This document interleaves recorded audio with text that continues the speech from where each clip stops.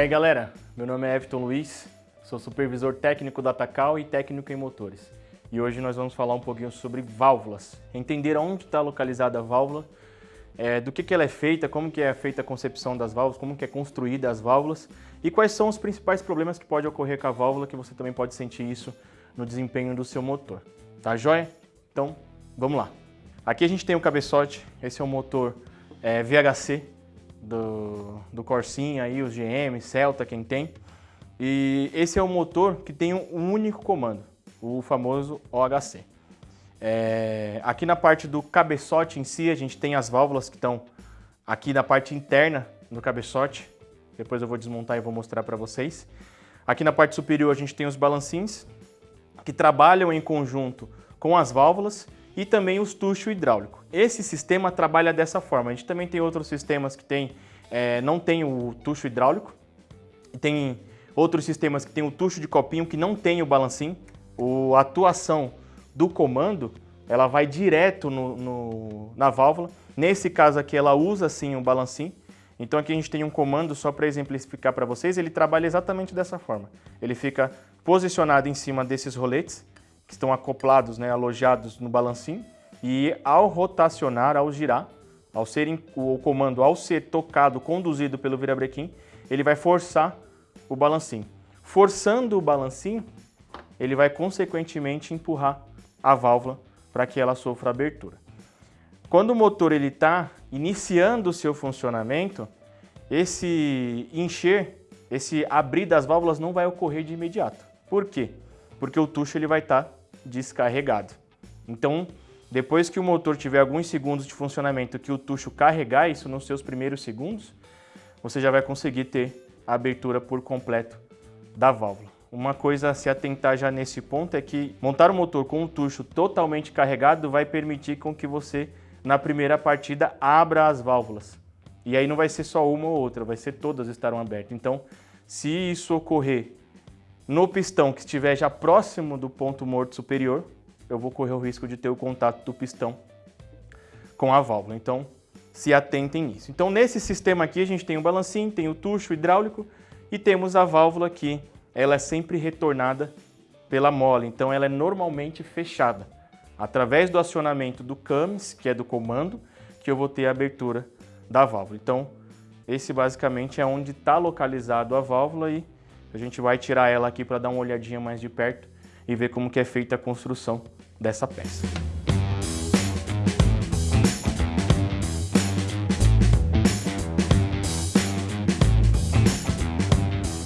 Então já fiz a remoção aqui das molas, do pratinho que segura ela, das suas travas, para a gente entender essa questão do movimento da válvula.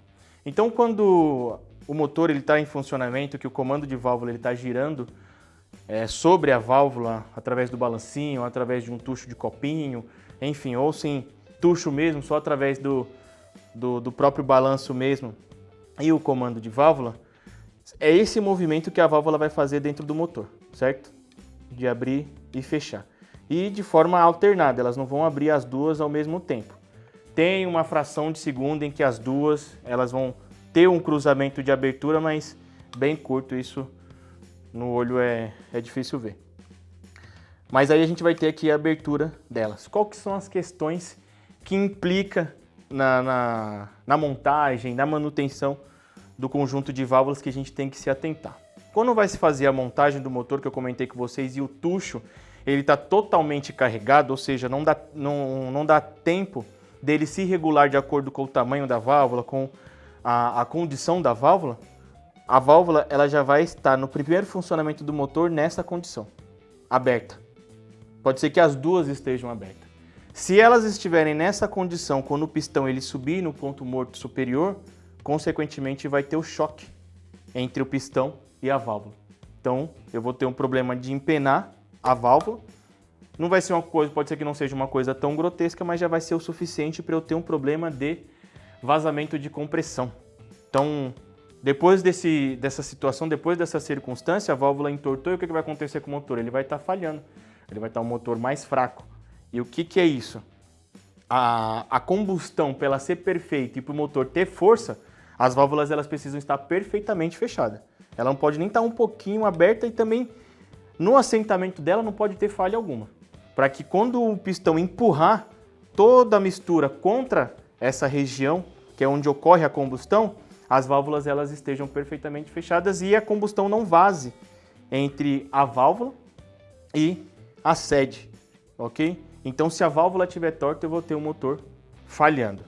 Outra condição que a gente pode ter, se ela não estiver totalmente aberta ao ponto de tocar no pistão, ela vai ficar um pouquinho aberta e o meu motor não vai funcionar. Mesma condição. O que vai acontecer? A compressão ela vai estar vazando para a região das câmeras, né? Para a região dos dutos, tanto de admissão quanto de escape.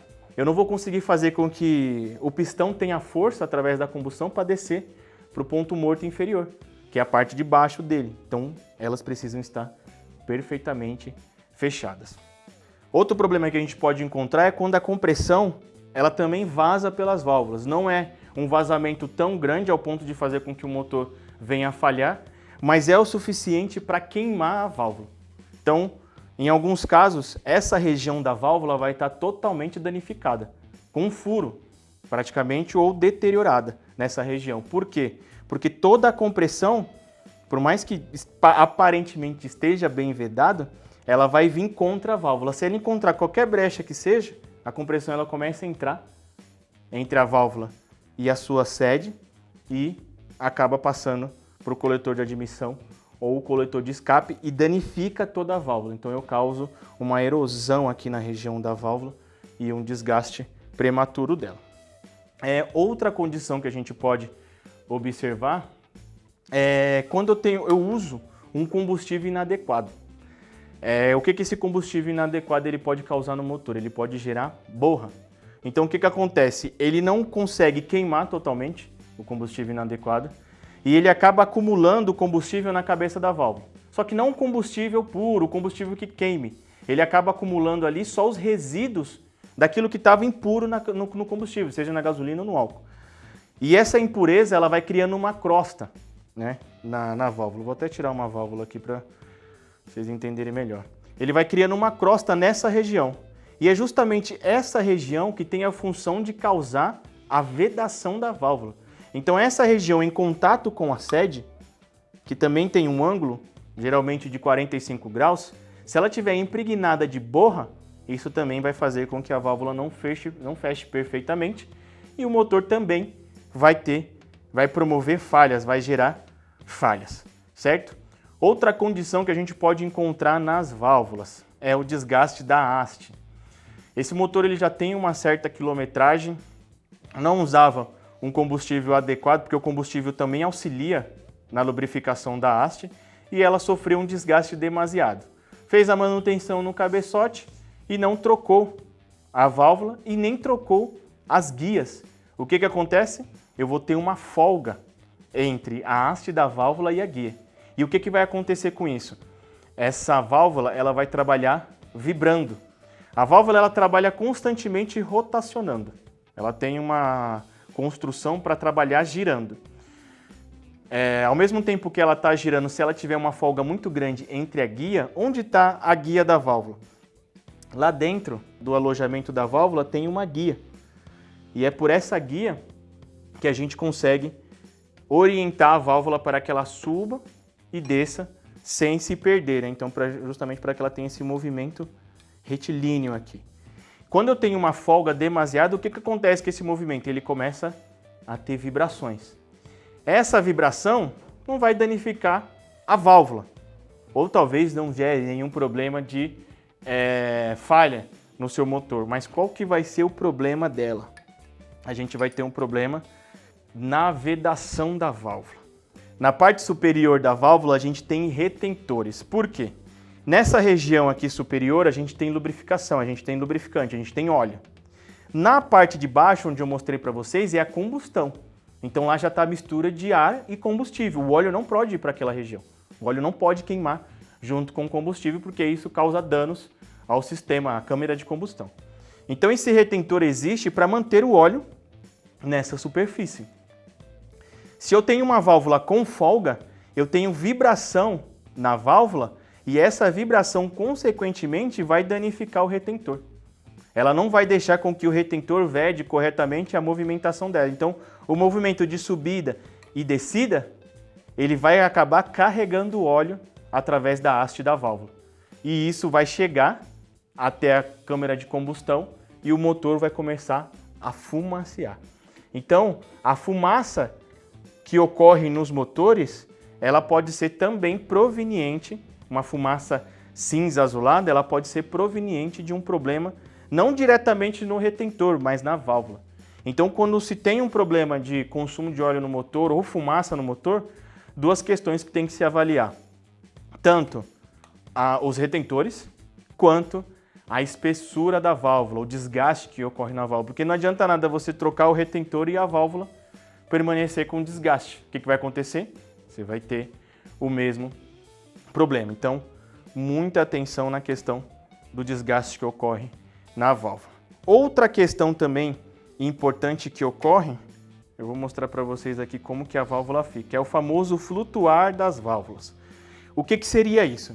Quando você leva a rotação do motor para um grau, para um nível muito alto, sempre lá no corte de giro, para ver o motor saindo de giro, o que acontece com as válvulas?